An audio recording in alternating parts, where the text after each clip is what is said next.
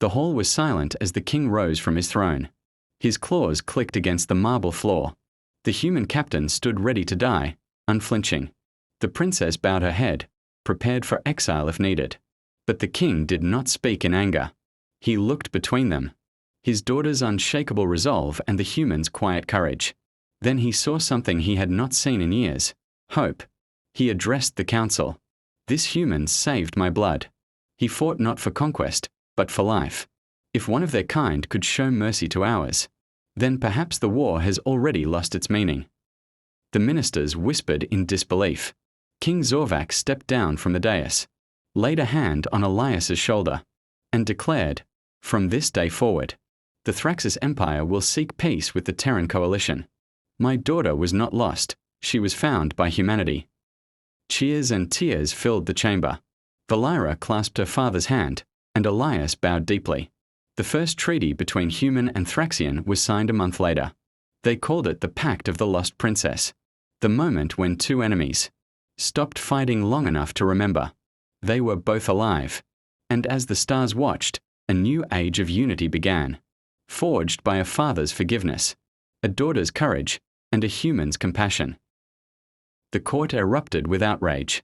Ministers shouted that the princess had been brainwashed, corrupted by the enemy. Others demanded the human's immediate execution. But Valeira raised her blade and silenced them all.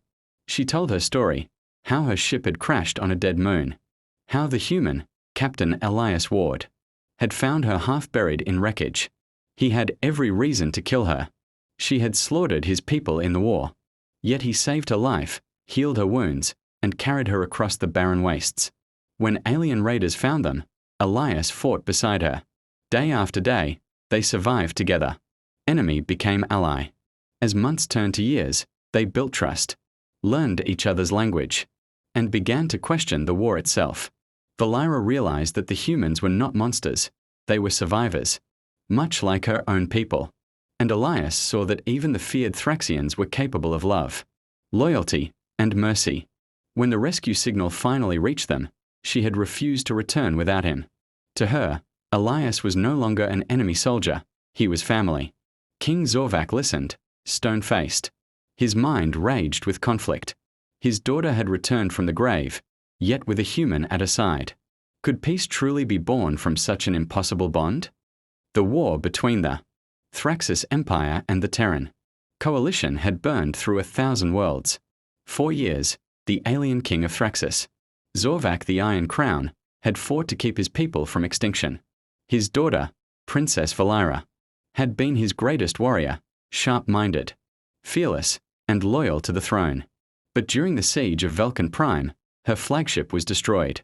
No signal, no survivors. The galaxy mourned her as lost.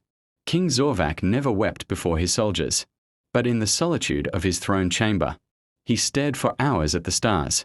He swore vengeance on the humans who had taken his only child. His fury turned entire fleets into weapons of retribution. The humans responded in kind, and both sides suffered unimaginable losses. 3 years passed. Thraxus burned under economic collapse and endless grief. The king grew cold, almost mechanical. Then, one evening, the palisensors detected an unauthorized ship entering orbit, human-made, but broadcasting ancient Thraxian codes. The guards scrambled, cannons primed, but the king ordered silence. Something about that signal felt like an echo of the past. When the craft landed, the ramp hissed open. Out stepped a figure clad in battered armor, marked with human insignias and Thraxian royal symbols. Behind her, a tall human walked slowly, carrying a broken banner of peace. The king froze.